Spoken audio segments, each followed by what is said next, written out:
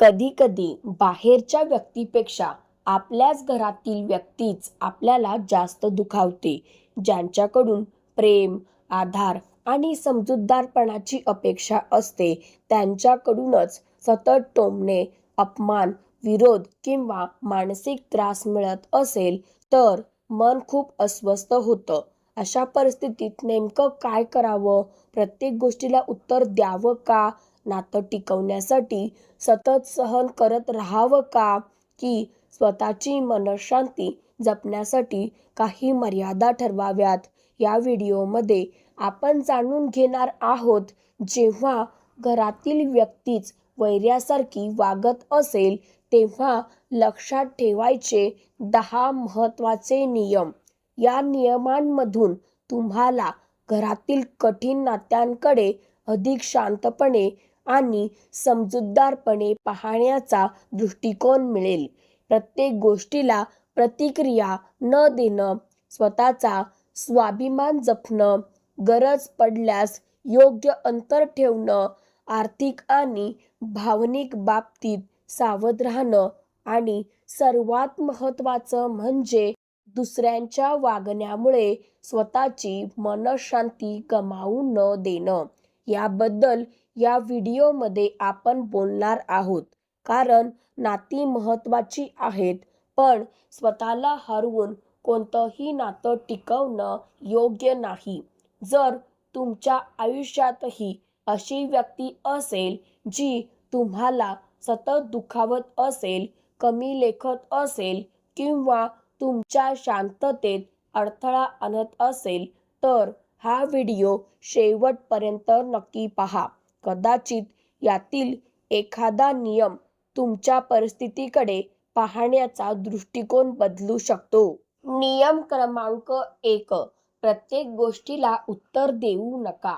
मित्रांनो, घरातील एखादी व्यक्ती सतत टोमणे मारत असेल, तुमच्यावर आरोप करत असेल किंवा मुद्दाम तुम्हाला चिडवत असेल, तर प्रत्येक वेळी त्याला उत्तर देणं आवश्यक नाही. कारण काही लोकांना तुमचं उत्तर जाणून घ्यायचं नसतं. त्यांना फक्त तुमची प्रतिक्रिया पाहायची असते. तुम्ही रागावलात, आवाज वाढवलात किंवा वाद घातलात की परिस्थिती आणखी बिघडते. म्हणून पुढच्या वेळी कोणी तुम्हाला चिडवण्याचा प्रयत्न केला तर लगेच प्रतिक्रिया देण्याऐवजी स्वतःला एक प्रश्न विचारा.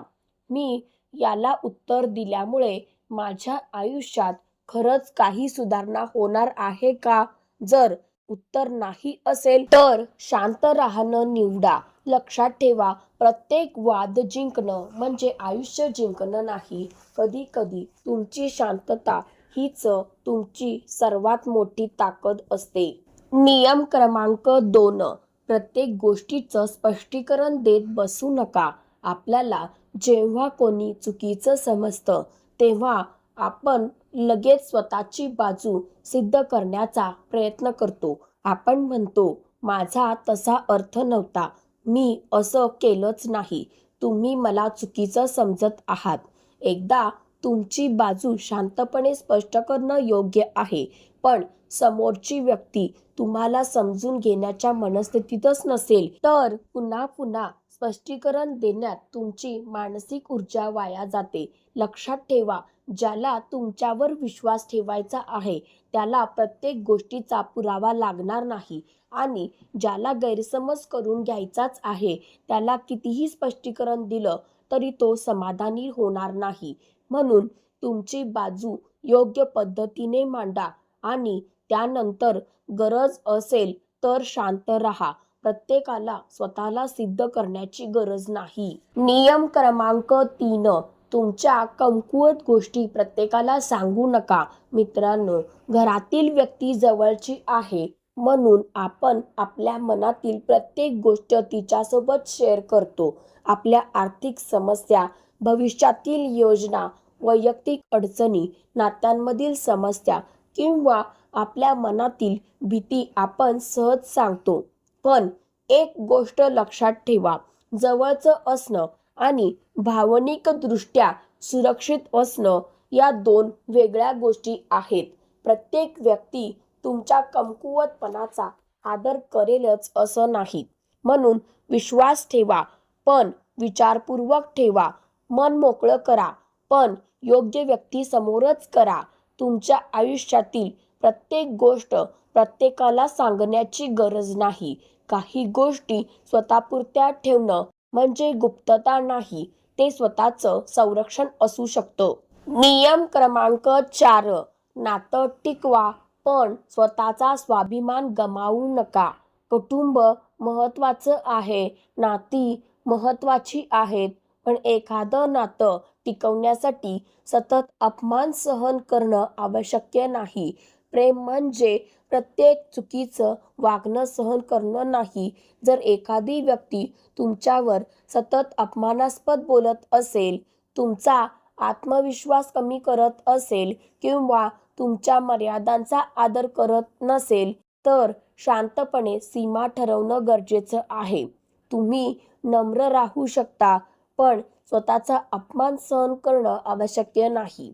तुम्ही नातं जपू शकता, पण स्वतःला हरवून नाही. लक्षात ठेवा, ज्या नात्यात प्रेम आहे तिथे आदरही असायला हवा. आणि स्वतःचा स्वाभिमान जपणं म्हणजे स्वार्थी होणं नाही. नियम क्रमांक 5, तुलना करणं बंद करा.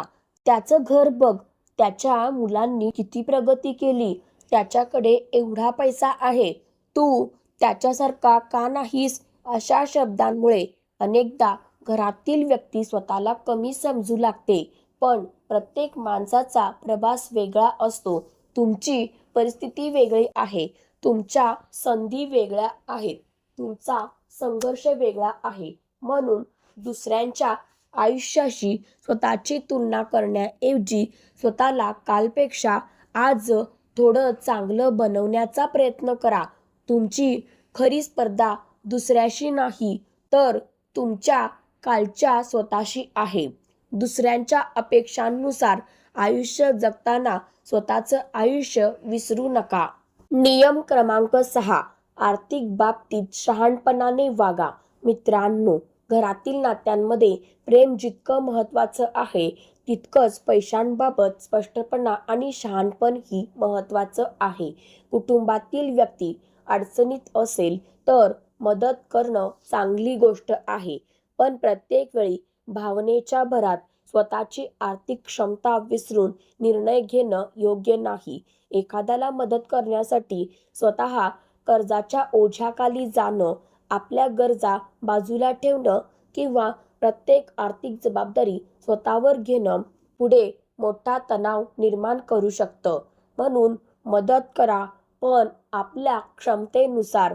पैशांबाबत स्पष्ट बोला, महत्त्वाचे व्यवहार विचारपूर्वक करा आणि भावनेपेक्षा आर्थिक शहाणपणाला महत्त्व द्या.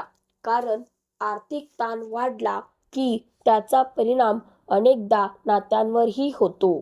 नियम क्रमांक 7, मुलांसमोर सतत भांडू नका.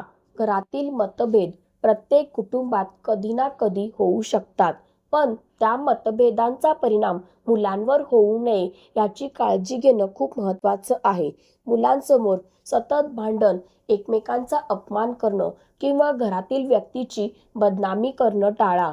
कारण मोठ्यांचा वाद काही वेळाने संपतो, पण त्या वादाचे शब्द आणि प्रसंग मुलांच्या मनावर बराच काळ परिणाम करू शकतात.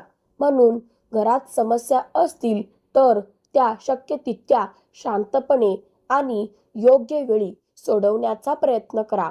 घर म्हणजे फक्त 4 भिंती नाहीत, घरातील वातावरणही महत्त्वाचं असतं. आपल्या वागण्याचा परिणाम पुढच्या पिढीवर होतो, हे नेहमी लक्षात ठेवा. नियम क्रमांक 8, गरज पडल्यास योग्य अंतर ठेवा. अंतर ठेवणं म्हणजे नातं तोडणं नाही. कधी कधी सतत होणारे वाद, गैरसमज आणि मानसिक तणाव कमी करण्यासाठी थोडं भावनिक किंवा व्यावहारिक अंतर आवश्यक असतं.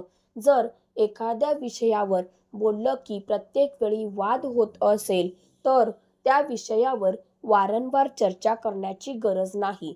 आवश्यक तेवढंच बोला, शांतपणे बोला आणि स्वतःच्या आयुष्यावर लक्ष केंद्रित करा.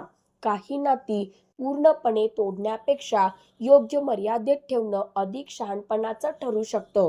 लक्षात ठेवा, अंतर नेहमी द्वेषातून नसतं, कधी कधी ते मनशांतीसाठी असतं. नियम क्रमांक 9, स्वतःची मानसिक आणि शारीरिक काळजी घ्या. घरातील तणाव सतत मनात ठेवत राहिलात तर त्याचा परिणाम तुमच्या संपूर्ण आयुष्यावर होऊ शकतो. झोप खराब होऊ शकते, कामात लक्ष लागू शकत नाही, चिडचिड वाढू शकते आणि शरीरावरही ताण जाणवू शकतो. म्हणून इतरांच्या वागण्यामुळे स्वतःचं आयुष्य खराब करून घेऊ नका. दररोज थोडा वेळ स्वतःसाठी काढा. चालायला जा, व्यायाम करा, ध्यान करा. तुमच्या विश्वासातील व्यक्तीशी बोला. तुमच्या भावना लिहून काढा आणि जर परिस्थिती खूपच त्रासदायक वाटत असेल तर योग्य तज्ज्ञांची मदत घेण्यास अजिबात संकोच करू नका. स्वतःची काळजी घेणं ही कमजोरी नाही, ती स्वतःवरील जबाबदारी आहे. नियम क्रमांक 10, स्वतःची मनःशांती सर्वात महत्त्वाची आहे आणि आता या संपूर्ण व्हिडिओमधील सर्वात महत्त्वाचा नियम. आपण आयुष्यभर सगळ्यांना खुश ठेवण्याचा प्रयत्न करतो. घरातील व्यक्ती नाराज होऊ नये म्हणून स्वतःच्या इच्छा सोडतो. लोक काय म्हणतील म्हणून निर्णय बदलतो. नातं टिकावं म्हणून अनेक गोष्टी सहन करतो. पण एक दिवस लक्षात येतं, सगळ्यांना खुश ठेवताना आपण स्वतःलाच हरवून बसलो. म्हणून नाती जपा, संवाद साधा, शक्य असेल तिथे माफ करा. चुका झाल्या तर सुधारण्याचा प्रयत्न करा. पण जर एखादं नातं सतत तुमच्या मनात भीती, अपमान, तणाव किंवा असुरक्षितता निर्माण करत असेल तर स्वतःच्या सुरक्षिततेला आणि मनःशांतीला प्राधान्य देणं चुकीचं नाही. तुम्हीही महत्त्वाचे आहात. तुमच्या भावना महत्त्वाच्या आहेत. तुमचं आयुष्य महत्त्वाचं आहे. स्वतःचा स्वाभिमान जपा, योग्य मर्यादा ठेवा आणि शक्य असेल तिथे नाती प्रेमाने सांभाळा. कारण शेवटी नाती टिकवणं सुंदर आहे, पण स्वतःला गमावून कोणतंही नातं टिकवणं योग्य नाही. मित्रांनो, घरातील माणसांकडून मिळालेलं दुःख अनेकदा बाहेरच्या माणसाने दिलेल्या दुःखापेक्षा जास्त असतं. कारण बाहेरच्यांकडून आपण अपेक्षा ठेवत नाही, पण आपल्या माणसांकडून मात्र प्रेम, आधार आणि समजूतदारपणाची अपेक्षा असते. म्हणूनच जर तुमच्या आयुष्यात अशी परिस्थिती असेल तर स्वतःला एक गोष्ट नक्की सांगा, मी कोणाचाही द्वेष करणार नाही, पण माझी मनःशांतीही कोणासाठी गमावणार नाही. नाती तोडण्यापेक्षा ती समजून घेण्याचा प्रयत्न करा, पण स्वतःला हरवून कोणतंही नातं टिकवू नका. कारण आयुष्य खूप छोटं आहे. ते सततच्या रागात, तणावात आणि दुसऱ्यांना खुश करण्यात घालवण्यापेक्षा शांतपणे, स्वाभिमानाने आणि आपल्या माणसांसोबत आनंदाने जगणं हीच खरी श्रीमंती आहे. जर या 10 नियमांपैकी एक जरी नियम तुमच्या मनाला पटला असेल तर कमेंटमध्ये लिहा, मी माझी मनःशांती आणि स्वाभिमान जपणार. हा व्हिडिओ तुमच्या आयुष्यातील एखाद्या व्यक्तीला उपयोगी पडू शकतो असं वाटत असेल तर शेअर नक्की करा. अशाच नातेसंबंध, मनःशांती आणि जीवनाला दिशा देणाऱ्या मराठी मोटिवेशनल व्हिडिओंसाठी काजल्स मोटिवेशन चॅनलला सबस्क्राईब करा. नाती जपा, पण स्वतःलाही जपा. शांत रहा, मजबूत रहा आणि स्वतःची किंमत कधीही विसरू नका.